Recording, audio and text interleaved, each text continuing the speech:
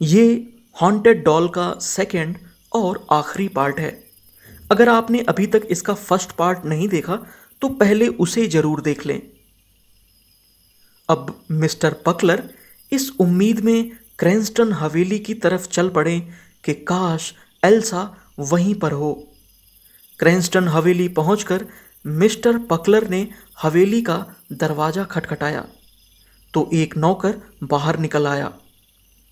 उससे बात करने पर पता चला कि हवेली में कोई छोटी लड़की नहीं आई थी। मिस्टर पकलर ने दुखी आवाज में कहा, अरे ऐसे कैसे नहीं आई? मैंने उसे भेजा था इस हवेली में कि वो यहाँ पर आकर लेडी ग्वेंडलिन की डॉल दे दे। आप एक बार हवेली के अंदर देखिए।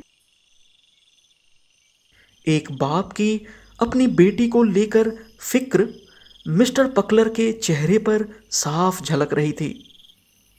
नौकर ने मिस्टर पकलर को समझाया, अरे देखिए, मैं हर समय इस हवेली के दरवाजे पर ही रहता हूं और यहां कोई भी लड़की नहीं आई। मिस्टर पकलर ने उस नौकर से गुजारिश की कि उसे मार्था नाम की नौकरानी से मिलने दिया जाए, लेकिन उस खूसट नौकर ने मिस्टर पकलर को साफ मना कर दिया। बिल्कुल थक चुके मिस्टर पकलर रात गए सड़क पर अकेले ही खड़े थे। उनके पैरों से सीधा खड़ा भी नहीं हुआ जा रहा था। अब उन्हें खड़े होने के लिए भी किसी सहारे की जरूरत महसूस हो रही थी। लेकिन उनकी बेटी एल्सा गायब थी और उसे ढूंढना जरूरी भी था। बस इसी बात से मिस्टर पकलर की आगे बढ़ते रहने की ताकत मिल रही थी। मिस्टर पकलर तेजी से चलते हुए आसपास के सारे सड़कों मोहल्लों में एल्सा को ढूंढ रहे थे। यहाँ तक कि उन्होंने पुलिस वालों से भी पूछा कि शायद उन्होंने किसी लड़की को आते या जाते हुए देखा हो, लेकिन उनमें से भी किसी ने भी एल्सा को नहीं देखा था। अब रात के 12 बज चुके थे। थक हार कर मिस्टर पकलर जब दोबारा अपने घर के आगे पहुंचे तो थके हुए, सारी उम्मीद हारे जैसे ही उन्होंने दरवाजा खोला तो उनका दिल एक पल को रुक सा गया। अंदर गलियारे से अभी भी खट खट की आवाजें आ रही थी, जैसे कि कोई अपने छोटे छोटे पैरों से चलकर मिस्टर पकलर के पास ही आ रहा हो। हालांकि ये बात तो डरावनी थी, लेकिन एल्सा की फिक्र के आगे मिस्टर पकलर को इस डर से भी कोई फर्क नहीं पड़ रहा था। थके हुए मिस्टर पकलर ने अपनी हैट उतारी और चुपचाप एक कुर्सी पर आकर बैठ गए। वो इतने थके हुए थे कि उनकी थोड़ी सी आंख लग गई। वो हल्की नींद में ही बड़बड़ाने लगे, एल्सा, बेटा एल्सा, कहाँ चली गई हो तुम? कुछ तो जवाब दो बेटा। वो ऐसे ही बड़बड़ाते हुए आधी नींद में कुर्सी पर बैठे हुए थे कि तभी उन्हें ऐसा महसूस हुआ कि मानो जैसे कोई उनके पीछे खड़ा उनके कोट को पकड़कर खींच रहा हो। मिस्टर पकलर को लगा कि शायद कोई चूहा होगा जो उनके कोट को कुतरने की कोशिश कर रहा होगा। लेकिन अब लगातार आती किसी खटखट की आवाज से अब मानो मिस्टर पकलर समझ चुके थे कि जरूर कोई उनके अलावा भी इस अंधेरे कमरे में मौजूद है। कुर्सी पर बेदम पड़े मिस्टर पकलर अब उठकर बैठ गए और बोले, बेटी एल्सा, क्या ये तुम हो? बेटी एल्सा। थोड़ी देर के सन्नाटे के बाद एक मशीनी आवाज आई, पापा। डरे हुए मिस्टर पकलर दहशत में तेजी से उठे, जिससे कि उनकी कुर्सी पीछे की ओर गिर पड़ी। मिस्टर पकलर समझ चुके थे कि ये नीना की आवाज थी, उसी गुड़िया की जिसे मिस्टर पकलर ने अभी कुछ घंटे पहले ही ठीक किया था। मिस्टर पकलर उस अंधेरे कमरे में अपनी आंखों की पुतलियों को फैलाए देखने की कोशिश करने लगे और आखिरकार उन्हें कुछ दिखा जो बहुत ही डरावना था। उनके ठीक सामने वो छोटी सी गुड़िया नीना खड़ी थी। उस अंधेरे कमरे में भी नीना की कांच जैसी चमकती भूतिया भूरी आंखें मिस्टर पकलर को डरा रही थी। वो गुड़िया मिस्टर पकलर को ही देख रही थी।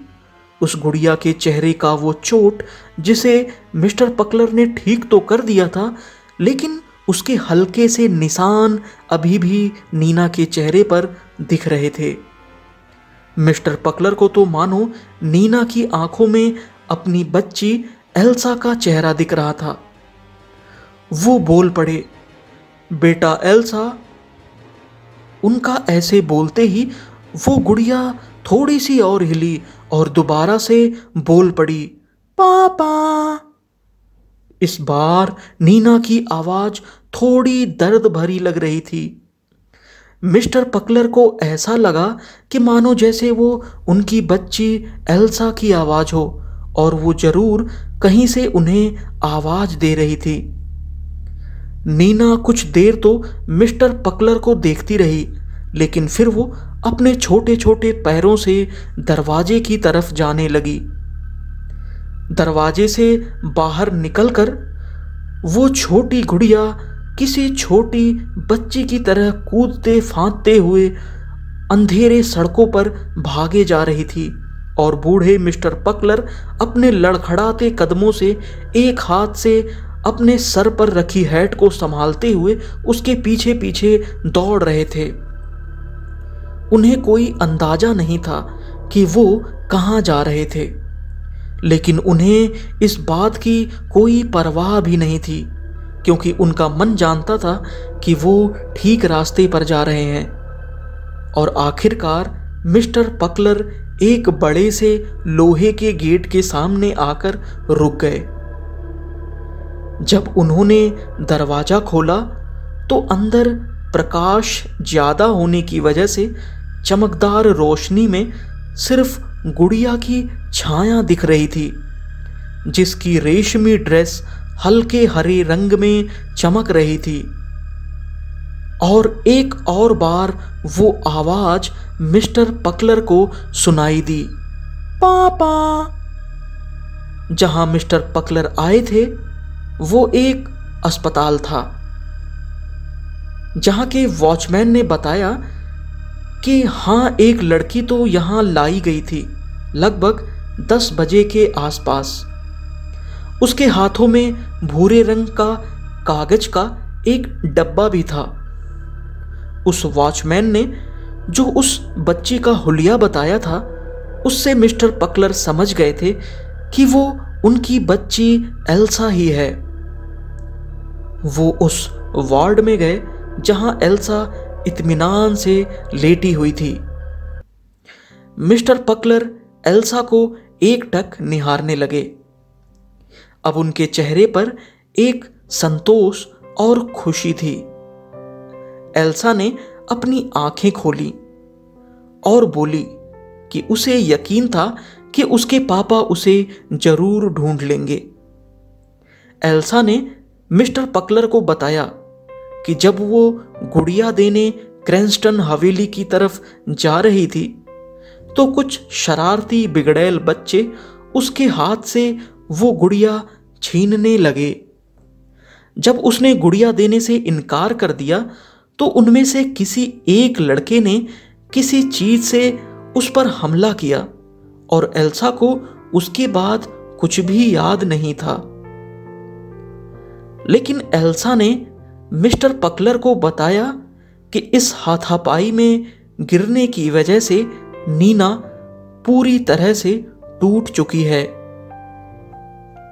फिर बहुत ध्यान से मिस्टर पकलर ने उस डब्बे को खोला तो देखा कि अंदर नीना कई टुकड़ों में बिखरी पड़ी थी।